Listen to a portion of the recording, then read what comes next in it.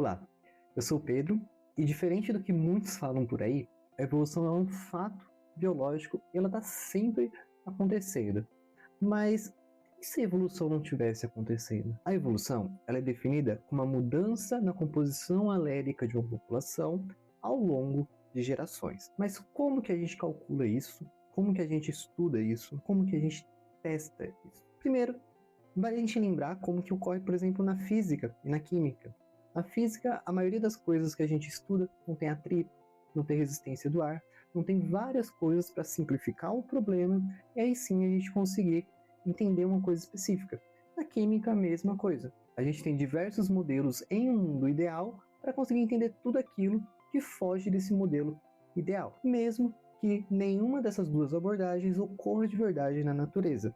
Na biologia não é muito diferente. A gente também tem alguns modelos nulos para testar diversas hipóteses da biologia. Inicialmente, tanto pós quanto antes do Darwin, a evolução era basicamente estudada através da morfologia dos organismos, então da forma em que eles tinham. No entanto, no ano de 1900 ocorreu o redescobrimento dos estudos de Mendel, aquele lá da ervilha, que tinham sido publicados muito antes, mas só foram ser entendidos e levados mais a sério pela comunidade acadêmica em 1900. E com esses estudos, o entendimento da evolução foi mudando exponencialmente com o tempo, que agora a gente não vê apenas a parte morfológica, mas também a parte genética. Só que antes da gente continuar, vamos tentar relembrar alguns temas que talvez vocês já viram na escola. Eu não vou me aprofundar muito neles, pode ser até que eu faça uma simplificação muito grande, mas não se preocupem. Caso vocês não entendam, podem voltar para essa parte e assim por diante. Primeiro, a gente tem que entender o que é um alelo.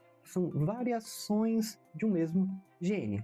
E genes são basicamente algumas partezinhas do nosso DNA. Então, o mesmo gene, por exemplo, cor do olho, ele pode ter diferentes alelos na população. Então, alguns vão gerar uma cor escura, outros vão gerar um azul, outros um verde e assim por diante, mas é o mesmo gene com diferentes alelos. E quando a gente está falando da parte genética, geralmente a gente usa o termo genótipo, que diz respeito a toda a parte genética de um organismo.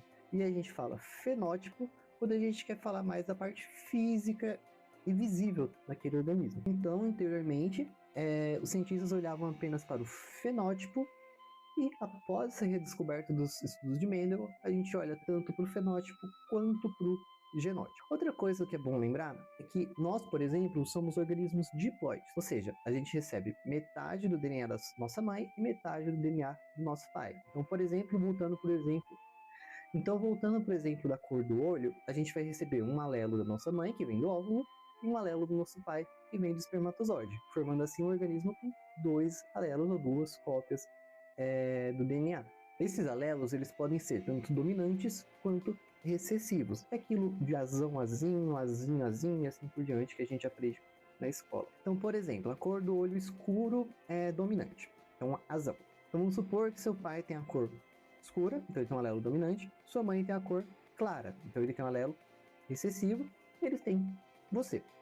Você nasceu com a cor escura, mesmo sua mãe te passando o alelo da cor clara. Por quê? Um alelo ele se chama dominante justamente porque você só precisa de uma cópia dele para que aquela característica seja expressa no fenótipo. Então, se você for azão, você vai ter olho escuro. Se você for azão, azinho, você vai ter olho escuro. E para ter olho claro, obrigatoriamente você teria que ser azinho, azinho. Então, herdar tanto da sua mãe quanto do seu pai. Quando a gente tem os dois alelos iguais, são azão, azão ou azinho, azinho, a gente fala que o organismo é homozigoto.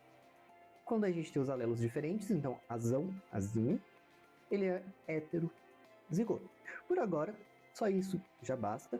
Então, depois de todo esse biologuês, vamos continuar com a nossa historinha da biologia. Então, a redescoberta dos trabalhos de Mendel lá em 1900 revolucionou a biologia, mas também gerou novas perguntas.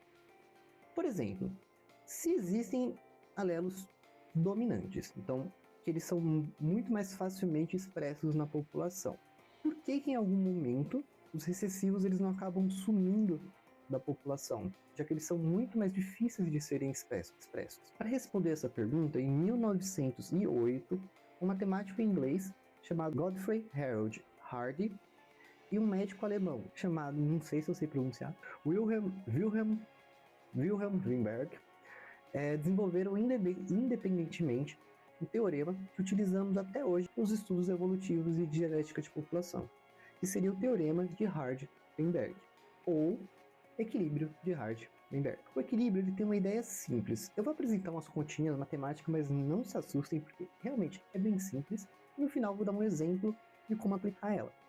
Então imagina que a gente quer criar uma população de bolinhos, que estão prestes a nascer, então uma nova geração de uma população de bolinhas. Para simplificar isso, a gente vai tratar apenas do gênero que diz a cor da bolinha. Então nesses genes pode ter os alelos que dão a cor vermelha, e pode ter os alelos que dão a cor verde. O vermelho seria o dominante, o verde seria o recessivo. Mas por agora a gente não sabe qual bolinha pertence a cada alelo, e a gente nem sabe quantos alelos recessivos e quantos alelos dominantes tem. Então o que a gente tem? Vamos imaginar que a gente tem uma urna com todos os gametas que a geração dos pais geraram. Então cada gameta vai ter um alelo, como eu já disse, porque a gente precisa receber um de um pai e um de uma mãe. Então o espermatozoide vai ter um alelo, o óvulo vai ter outro alelo. E todos esses gametas com alelos estão dentro de uma única urna. Essa urna a gente vai chamar de pool gênico, mas não precisa decorar esses nomes. Os alelos dominantes a gente vai chamar de P. E se a gente somar a frequência desses alelos dominantes com os alelos recessivos, a gente vai chamar de Q, a gente vai ter basicamente 100% dos alelos disponíveis para aquela nova geração que a gente vai criar. Então, P mais o Q vai dar os 100%, que matematicamente, lembrando, a gente escreve como 1, porque a porcentagem vai de 0 a 1. E como a gente estuda na escola, organismos diploides, como eu já mencionei, eles recebem uma cópia do pai e uma cópia da mãe. Então depois da reprodução, esses filhotes eles não vão ter apenas um alelo, vão ter 2 alelos. No caso das nossas bolinhas, eles podem ser PP, QQ ou PQ. É só você lembrar que é a mesma coisa do azão, azão, azão, azinho, azinho, azinho. Então agora, finalmente, com a nossa urna, vamos montar os genes de cor das nossas bolinhas. Lembrando, a gente não sabe as cores ainda. Para isso, a gente pode simplesmente sortear aleatoriamente uma dupla de bolinhas dessa urna até completar toda a população. E em probabilidade, para representar esse tipo de sorteio aleatório, a gente vai elevar os valores de frequência que a gente tem pela quantidade de objetos que a gente vai sortear, que no caso vão ser 2. Então, pegando a nossa formulazinha que a gente tem até agora, o P mais Q vai ser elevado ao quadrado e, para manter a igualdade, o 1 também vai ser elevado ao quadrado. Então, fazendo toda a matemática distributiva, vai dar que o P ao quadrado mais PQ mais PQ mais Q ao quadrado vai ser igual a 1 ou 100%. Somando os dois parâmetros iguais, a gente vai ter que P ao quadrado mais 2PQ mais Q ao quadrado é igual a 1. Então, basicamente, para que serve essa formulinha? Ela vai nos dar a frequência de P ao quadrado, ou seja, P vezes P, que seria os nossos dominantes homozigotos, vai nos dar a frequência do 2PQ, que seria basicamente os nossos heterozigotos da população, e vai nos dar a frequência do Q ao quadrado, que é nada mais do que os nossos homozigotos excessivos da população. E tudo isso, se você somar, obviamente vai dar os 100% da população. Então o equilíbrio no final chegou nessa formulinha aqui.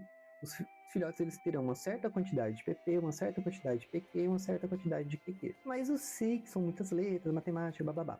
Então, agora que a gente entende de onde veio esse equilíbrio, vamos tentar ilustrar um pouquinho melhor, aplicando realmente nas cores. Então, voltando lá para a nossa urna, vamos supor que dentro dessa urna, vamos supor que a gente tem 70% de gametas com alelo dominante e 30% de gametas com alelos recessivos. Como vai ser a composição alélica dessa população nos filhotes?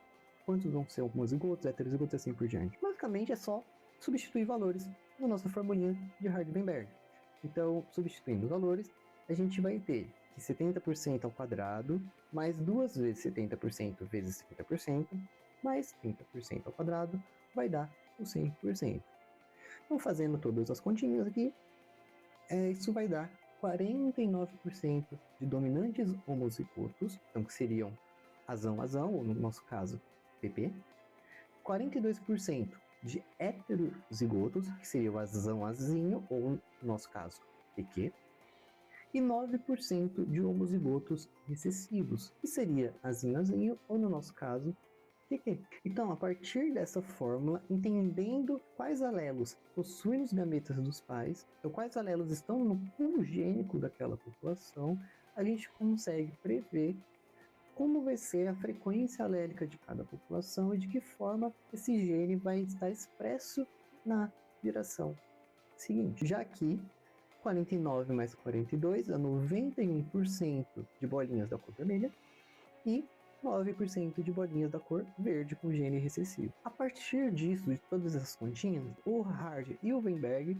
conseguiram demonstrar que numa população que esteja em equilíbrio de Hard-Weinberg, que possua alelos recessivos, esses alelos recessivos vão passar para a próxima geração e não vão sumir. Só que eu acabei de falar que para isso ser 100% verdade, a população precisa estar em equilíbrio de Hard-Weinberg. Quando que uma população está em equilíbrio de Hard-Weinberg? Basicamente, quando ela segue 5 premissas básicas. A primeira é que não ocorre mutação. A segunda, não ocorre migração. A terceira, o acasalamento é totalmente aleatório, lembra que a gente sorteou de forma aleatória. A quarta, não existe pressão de seleção. E a quinta, a população é infinita. Ou seja, dentro dessas premissas, o pool gênico ele nunca vai mudar, independente do embaralhamento. A quantidade de alelos individuais daquela população vai sempre se manter o mesmo. Ou, em outras palavras, a frequência alélica não vai mudar ao longo das gerações. Ou, em outras palavras, a evolução em equilíbrio de Hard-Weinberg não acontece. Com essa fórmula em mãos, agora os cientistas eles têm um modelo nulo para testar as populações. Porque se as frequências de uma população calculada em um experimento não segue o equilíbrio de Hard-Weinberg, significa que uma das 5 premissas ou várias delas não foram cumpridas e, por consequência, a frequência alélica daquela população está mudando ao longo das gerações, então a evolução está acontecendo. E fazendo essa comparação entre uma população real, onde a evolução acontece, as previsões para aquela população com o teorema de Hard-Weinberg, onde uma evolução não acontece, a gente pode entender quais forças estão agindo naquela população testada e entender como a evolução está agindo naquela população testada. Então, diferente do que se fala por aí, a evolução ela não é só observada, ela é testada a todo momento, inclusive matematicamente. Isso ocorre há mais de 100 anos. Porque basicamente na natureza, se não todas, mas a maioria daquelas premissas, principalmente a da população infinita, não vão ser cumpridas. A evolução está sempre acontecendo. Como diria o Pirula, isso só aconteceria se a evolução fosse verdade, porque ela é. Então, repetindo, na natureza o equilíbrio nunca é encontrado. Então as populações estão continuamente mudando suas frequências alélicas ao longo das gerações, ou seja, a evolução está sempre acontecendo. E a gente pode entender como isso ocorre, dentre outras formas, através das comparações com o teorema ou equilíbrio de Hard-Weinberg. Então, buscando responder uma pergunta, principalmente sobre genética mendeliana, para entender dominância e recessividade, o equilíbrio de Hard-Weinberg ele acabou descrevendo uma população hipotética, uma população teórica, onde a evolução não acontece. E isso cria um grupo controle para fazer experimentos e testes nas áreas de evolução, genética de populações e assim por diante. Isso acabou abrindo caminho para que vários avanços ocorressem na área desde então. Eu espero que vocês tenham gostado e que tenha dado para entender essas minhas divagações. Eu tentei não deixar muito denso, então, pessoal da biologia, espero que não tenha aparecido nada de muito errado com essa simplificação. Qualquer dúvida vocês podem deixar aí embaixo. Curta o vídeo, like, compartilha, blá blá blá. Se inscreva no canal. Porque a partir de agora eu vou tentar fazer mais vídeos explicando esses detalhezinhos da evolução que são importantes e que pessoas que falam que evolução não existe na internet, que tem bastante, acho que vocês imaginam de que eu estou falando, não entendem ou tentam não entender ou fingem não entendem. Porque evolução, ela é mais do que seleção natural, ela é mais do que sobrevivência do mais forte, que até tá errado. Elas têm muitas características, ela tem muitas ferramentas, tem muitas formas de ser analisada. Então, espero que vocês tenham gostado e até a próxima.